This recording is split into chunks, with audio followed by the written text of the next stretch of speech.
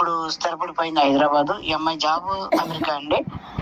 ఈ అమ్మాయికి ఎక్కడ అమెరికాలో జాబ్ చేసిన అబ్బాయినా పర్వాలేదు, హైదరాబాద్ లో జాబ్ చేసిన అబ్బాయినా పర్వాలేదండి. అమెరికా వచ్చే ఉద్దేశం ఉండే అబ్బాయి అయితే కావాలంట. ఈ అబ్బాయికి ఆస్తి ఎంత ఉన్నా అనవసరం అండి. ఆ అబ్బాయికి 2-3 ఏళ్ళు గ్యాప్ లో కావాలంటున్నారు. ఈ అమ్మాయి అయితే కట్నం కూడా బాగానే ఇస్తారండి. ఈ అమ్మాయికి తగ్గ మ్యాచ్ ఎవరి దగ్గర ఉంటే నా నెంబర్కి ఫోన్ చేయండి.